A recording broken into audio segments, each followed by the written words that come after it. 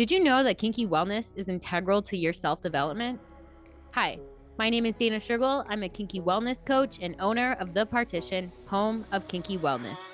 Each Monday, I bring on a guest to discuss why kinky sexual wellness deserves a seat in the wellness conversation. You can catch my solo shows on Wednesdays, but let's jump into it. Hey, and welcome back to another special episode on kinky wellness. Today, we welcome Joshua Shea. Joshua Shea is a pornography addiction expert, certified betrayal trauma coach, therapeutic disclosure specialist, and the author of 4 books about pornography, including I'm reading this book about porn addiction for a friend.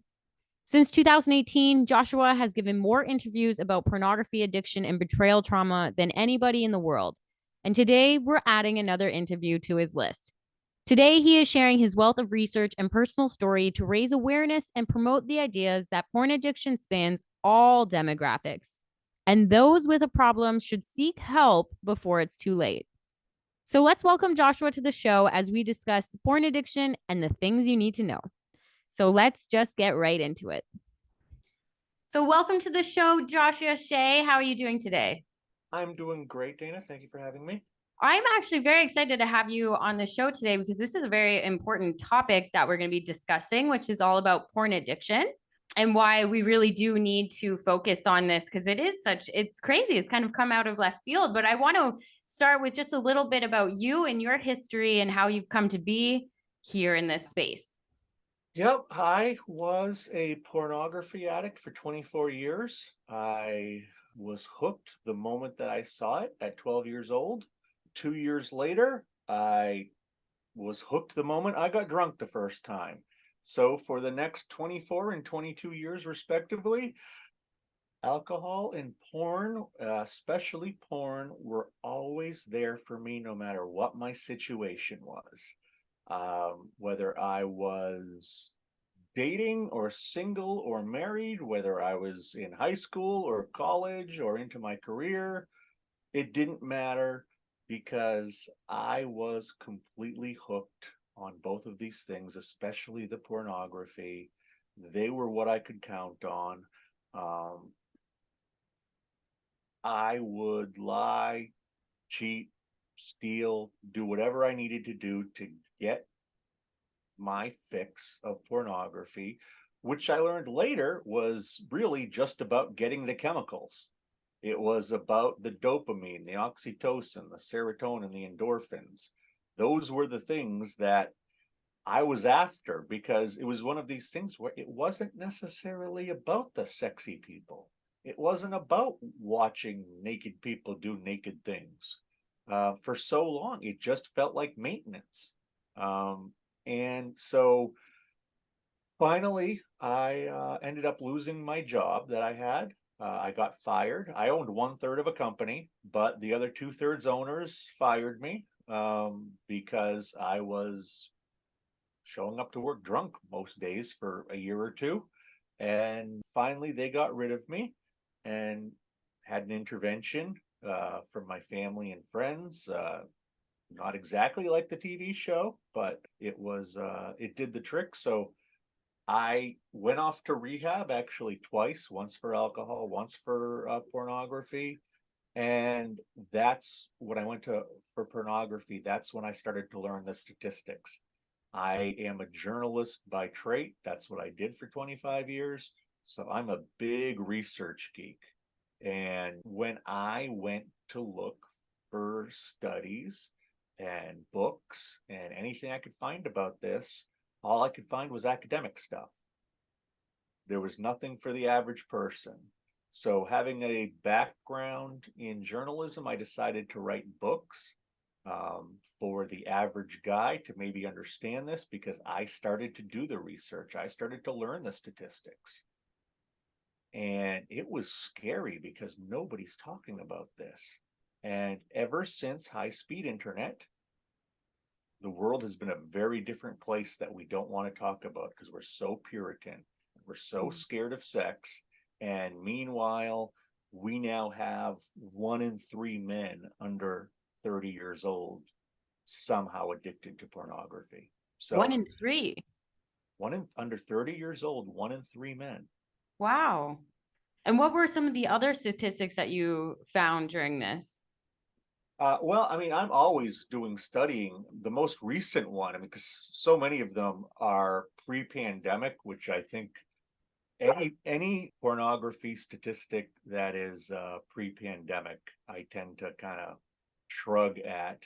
The most recent one I've seen, which I think explains this very well, is that 91.5% of men worldwide who use the internet look at pornography at least once a month. Wow. 60 point, this is not necessarily addiction, but 60.2% of women who look at the internet worldwide look at pornography at least once a month. Let me shut my door so our dog doesn't bother me. No worries, no worries. I've got 4 dogs, so if I didn't do that, we would not hear each other. That's so cute. So where was I? Yeah, ultimately I wrote 1 or 2 books. Wasn't planning on too much, but it kind of blew up as nobody was talking about this in this space. I started to learn about betrayal trauma, which is what happens to the partner, and people started asking me to come on their podcast. People started asking me to speak. I was doing a lot of speaking at colleges and libraries, and then when the pandemic hit, a friend of mine who's a therapist said, you really should get into coaching. You're so good at talking to crowds. Imagine what you could do one-on-one with somebody with everything you know. So the first 6 months of the pandemic, I got trained as a coach for pornography addiction, for betrayal trauma, and I was also trained as a therapeutic disclosure specialist. And for the last 2 years, I've been coaching full time and still writing too, but it's the best thing I've ever done in my life. Absolutely. So with the betrayal trauma coaching, what were things that you have to deal with, or what are some of the feelings and emotions that one experiences when they find out that their partner is a porn addiction or has a porn addiction? Yeah, it's generally 3 things. The first is, oh my God, how did I do this? What did I do to him? How did I cause this? And this is almost always, I would say in my experience, 95% of the time, the woman is the one who is betrayed by the male. And usually she wonders, am I not good enough in bed? Am I not pretty enough? Am I not wild enough? What have I done wrong to cause this guy to need to watch pornography? Once it moves further and they move beyond the self-esteem issue, they start to recognize, gee, this guy lied to me for many, many years about something that we discussed, something we said was off limits. And he went and he specifically did what we said he wouldn't do. That causes, oh my God, who is this guy?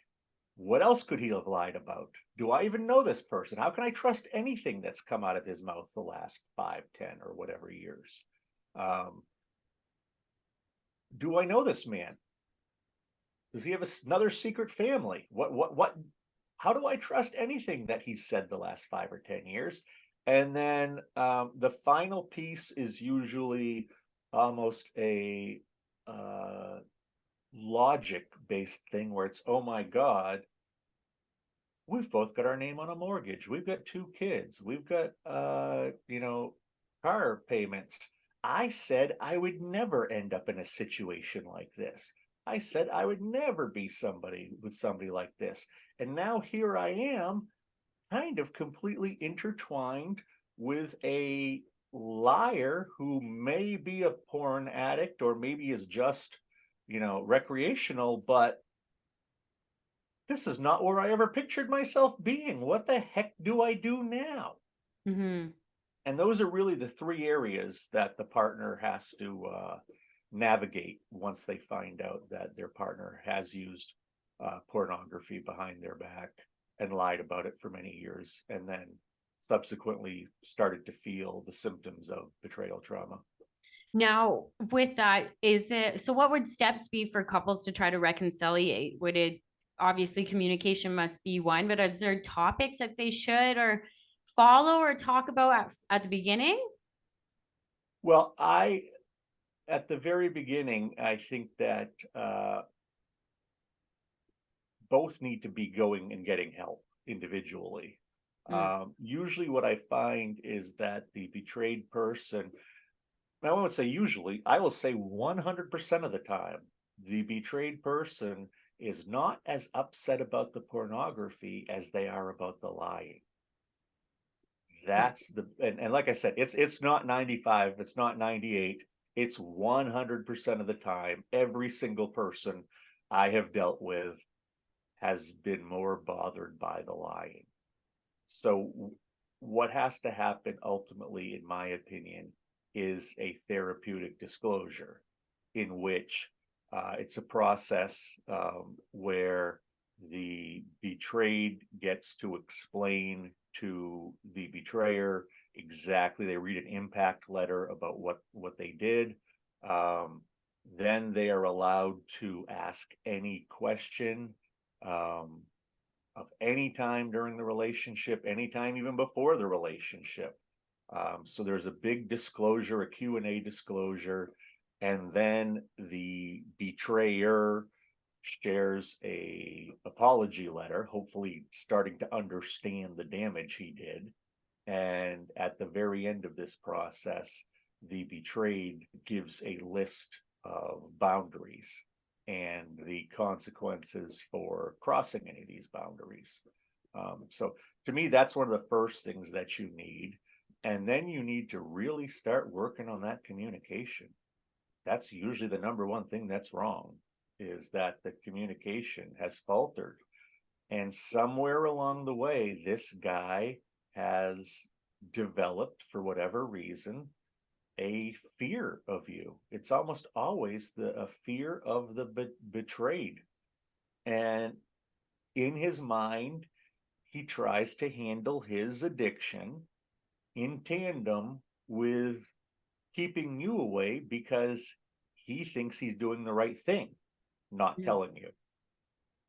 He doesn't want to hurt you, and that's what a lot of people don't understand, is that he doesn't want to hurt you. He does love you. He's just got the brain disease of addiction. So some of his choices he's making in how he's protecting you don't make sense, because more important than protecting you is protecting his ability to get at the addiction. Mm-hmm. That's the number one priority in life. And I think that he's got to get some professional help, and he's got to show that he's trying to take care of this problem for the betrayed. I think he has to show he takes his issue seriously. And then I think it's a matter of he needs to be where he's going to be, where he says he's going to be, when he says he's going to be there. I think he needs to be totally transparent. I think, you can have trackers on your phone, you can have weekly check-in sessions, you can, ask to look at what's on their computer. There are different apps you can put on your phone to block pornography. I think whatever the betrayed needs, they should be able to get. And in the end, I don't think it's just a matter of trust. I think it's a matter of that they need to trust that they are the first person on the mind of their partner. They Mm. are, when their partner thinks about somebody, it's them. It's not the pornography. It's not another woman. It's not the girl he saw walking down the street when, they were in the car earlier today. She needs to know she's the number one priority, and she needs to be convinced and sure of it. And unfortunately, there is no simple roadmap to it. Yeah. But to your point, those real practical tips of downloading things onto your phone, these are real advice that people could take now. So if there was someone at home that was struggling with pornography and ways to tell their partner? Is there advice you could give them on ways to tell this type of news to someone? Yeah, absolutely. I think that you have to, if you are an addict, I think that you need to, if you don't know much about addiction or your addiction, learn a little bit about it. For instance, literally the last 10 years that I was an addict, it didn't matter what was on my screen. It was not about the naked people doing naked things. It was about getting my chemicals. And that was the only way I could do it. If gambling had proved to have been the way I could get those chemicals, I wouldn't be looking at naked people. I'd be in a casino. This wasn't because I was a perv, or this wasn't because I'm of low moral character. I found something that helped me deal with my trauma when I was young. Mm-hmm. And it got way out of hand because it didn't actually deal with my trauma. And I recognized after I dealt with the trauma that I had, and this was from sexual abuse as a child, after I used pornography to get through that, I think what happened was that I realized pornography could make a bad day good, and pornography could make a good day great, Mm-hmm. just like the role alcohol played in my life. And I think that if you can explain the idea of addiction, that will help soften the blow, because it truly isn't about choosing the naked people in that case. In fact, when I coach people with betrayal trauma, I usually tell these women, well, at least he has the disease of addiction. At least this isn't you. This is brain damage. He's literally sick. Whereas for the women whose guys have just lied to them for 10 years and don't have an addiction and they are using it as a sexual surrogacy, that's tougher because that guy is not sick. He's just doesn't care about you. He doesn't care about uh, your needs in the marriage or the relationship. He doesn't care that you don't like this stuff. And the way I always put it is, frankly, if you ask your partner to stop eating Snickers candy bars, they should stop eating Snickers candy bars and not really have that much of a question about it, because you're their partner and that's important to you. And at that point, if that's the case, usually there's a tougher road to go, because that guy doesn't want to get any help. That guy is often defending his use of pornography and not caring about the fact of what happened to his partner. So it really depends on the situation, what's going on, and exactly how I coach them. Yeah. Do you wish that more people understood that porn addiction is like other addictions? Absolutely. It's about chemicals. It's about getting high for the most part. Like I said, when I was 12 years old and I got addicted, um, I think I was addicted instantly, and I think that's because the photos that I saw on the pages of that magazine that my cousin showed me, which, a hardcore porn magazine, I think that it instantly normalized the abuse that happened to me, Mm. because for the first time, I saw pictures of it. I saw pictures of adults doing these things to each other. I saw pictures of things that were done to me, things that I was forced to do to other people, and everybody looked like they were smiling or at least having a good time.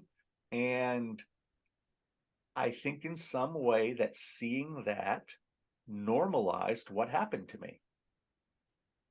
And because, I hid it for so long, but here it is on the pages of a magazine, exactly what happened to me.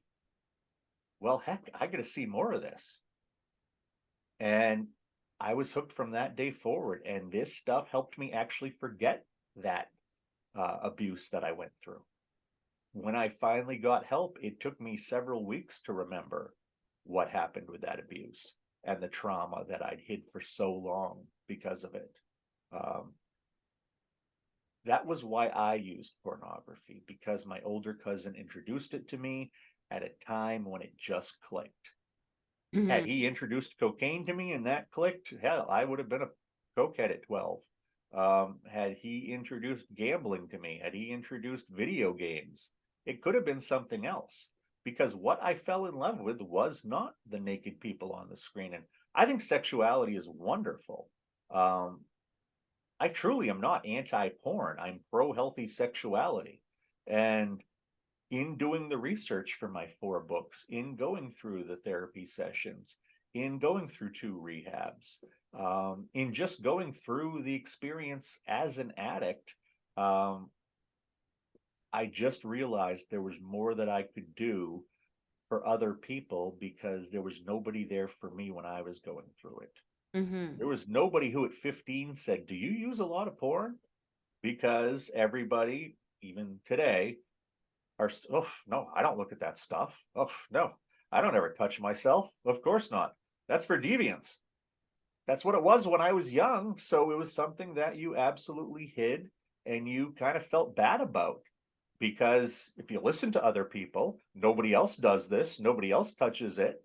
Um, so something's got to be wrong with you because you're into this stuff. And then, like I said, after a while, it you don't even really notice what it is anymore. I couldn't tell you 2 minutes after finishing, I couldn't tell you what I was looking at because it got to the place, especially in the last 5, 10 years of my addiction, where it was just about maintenance. It was just about trying to get through the day. Um, it didn't matter. Whatever got me off that day got me off. If it was something as simple as somebody posing on a beach, great. If it needed to be a 4-way multicultural orgy, that's what it was. It didn't matter what I had on my screen as long as it got me off and I could get on with my day because I just needed those chemicals and I had no idea how to achieve them other than pornography and masturbation. Well, you mentioned that like such a young age, and even now with so much access to Wi-Fi through cell phones, and with kids getting cell phones at a younger age, what advice would you have for parents to try to tackle kids watching pornography today? I think that parents, first and foremost, need to recognize that this is not the birds and the bees speech. You don't have to talk about how babies are made during this speech. You and I have been talking for nearly half an hour now about pornography, and we haven't got graphic once. You don't have to. And I think you can make it very age appropriate.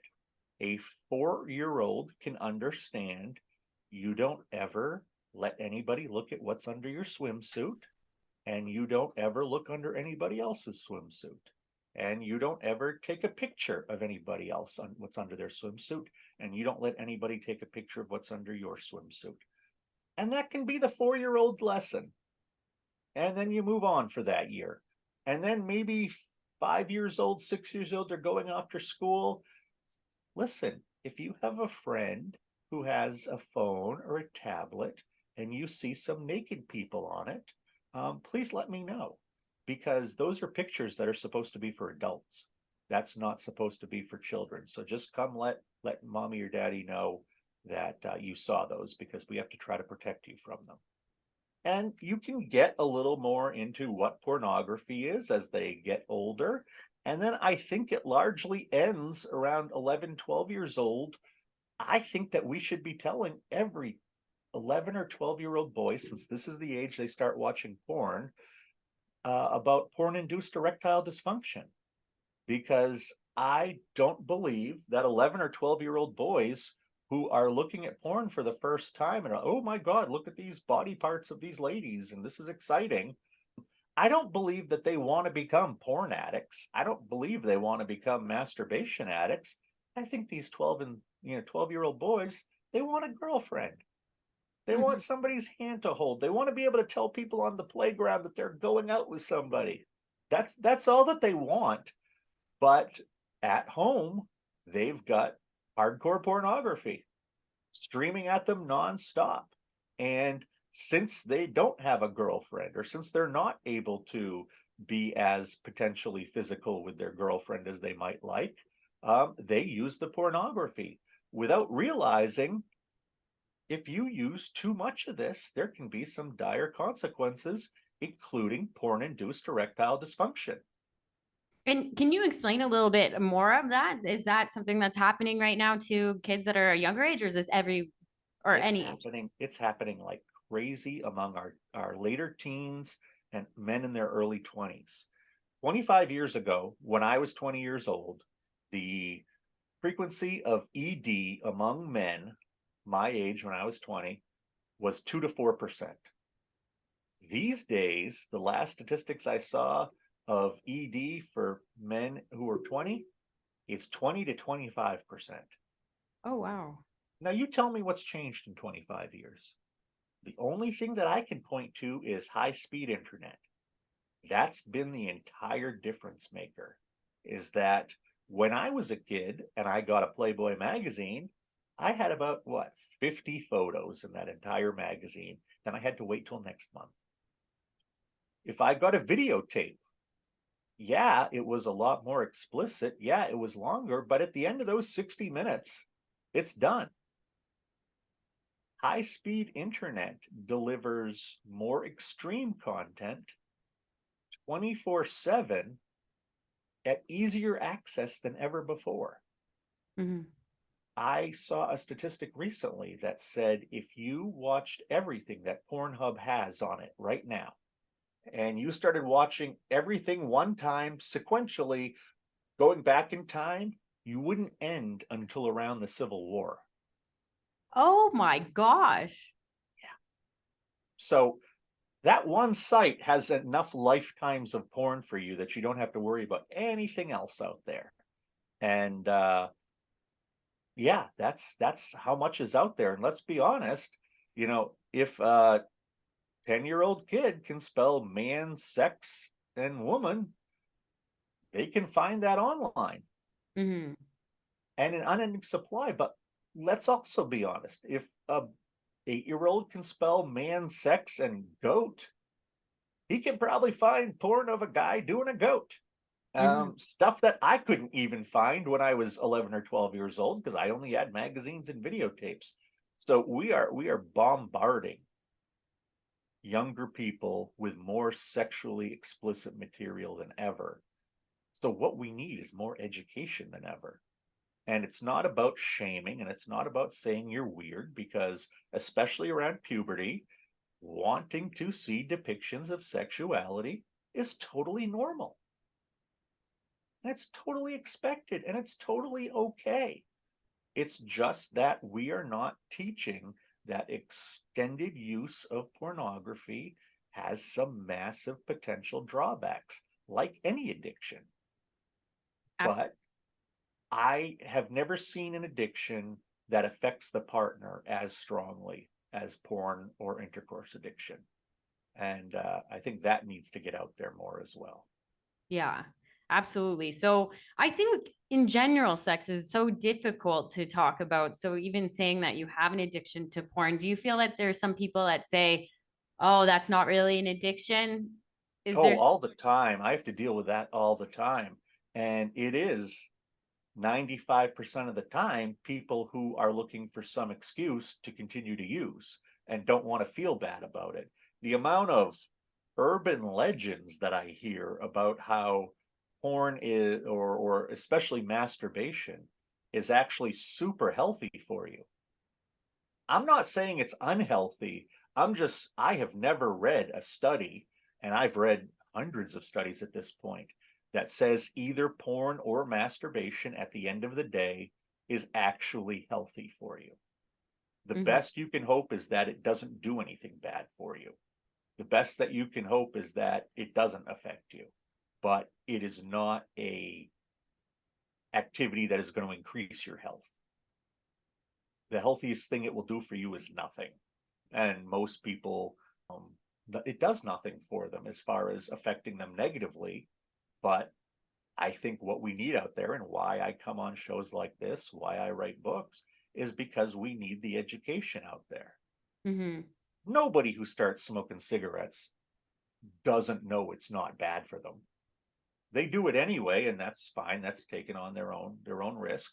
But we in society, I think, because of the Puritanism, because of the fear of sex and, oh my goodness, naked people, I think that, there's a, I don't want to say childish, but there's these deeply rooted conservative roots in, especially in America, where despite the fact that more than 9 out of 10 men are watching in masturbating, despite the fact that more than 6 out of 10 women are, we still feel the need to lie about it. We still feel the need to pretend we're not, because we still associate this with like perverts and incels and people of low moral character.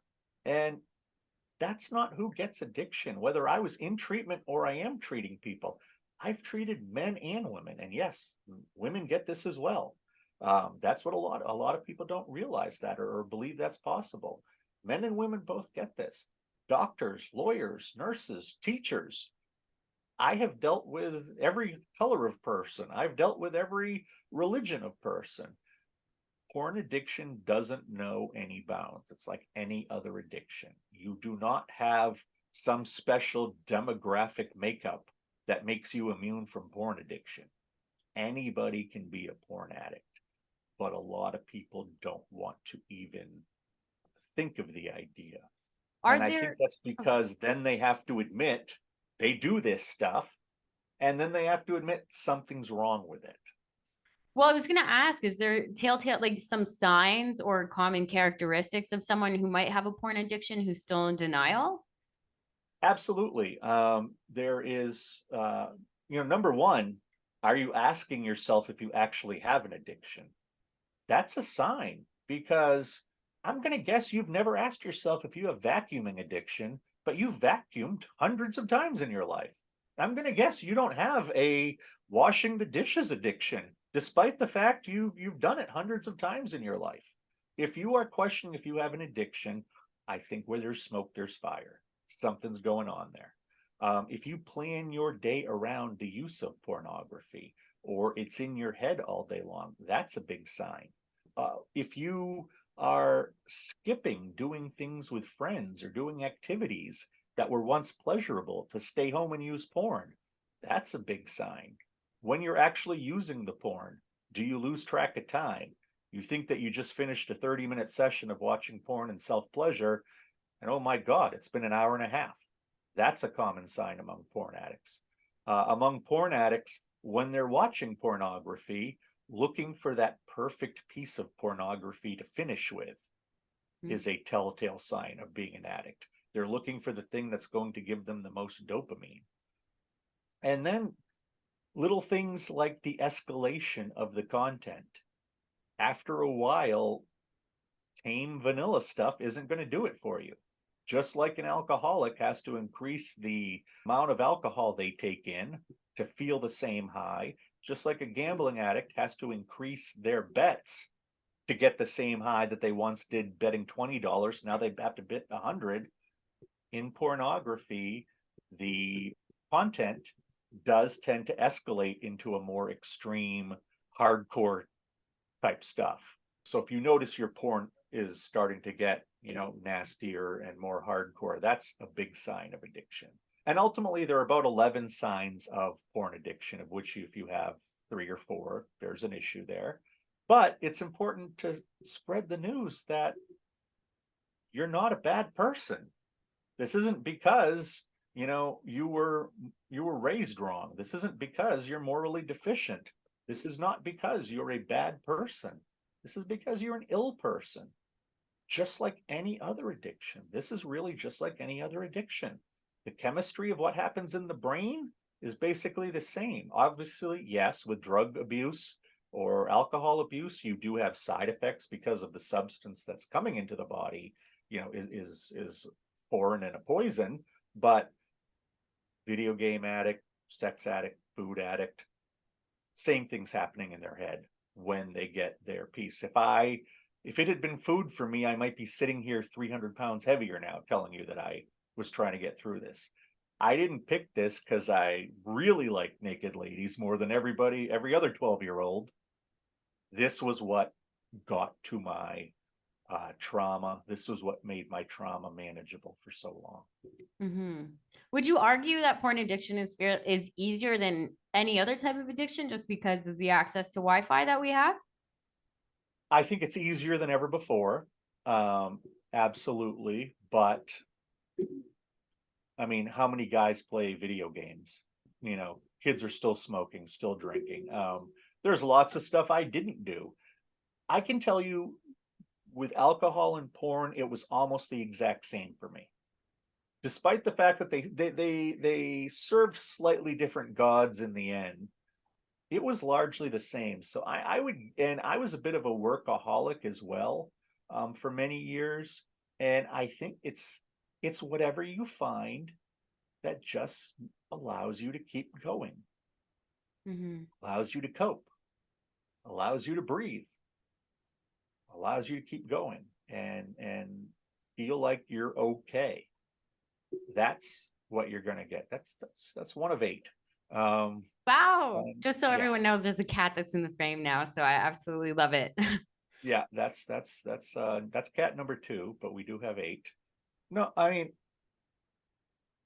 so many people, to get back to your original question, still want to believe that it's not real for whatever reason. And the truth is, and this is why I keep going out and doing this stuff, this is just like any other addiction. I would guess that meth and fentanyl are worse because they can kill you a lot faster.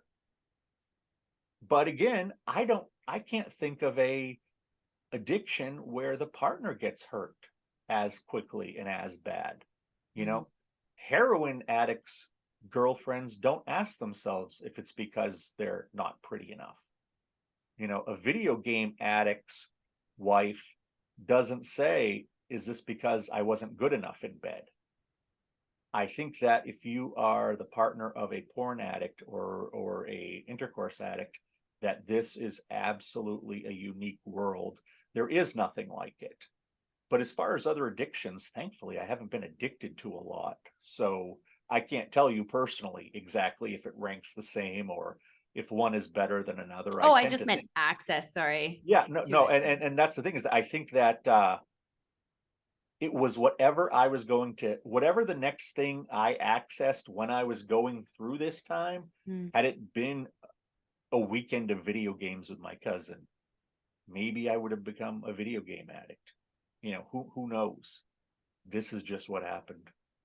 Well, I want to thank you for coming on the show and thank you for sharing your story. I greatly, greatly appreciate it and appreciate your time. Is there anything else that you'd like to share?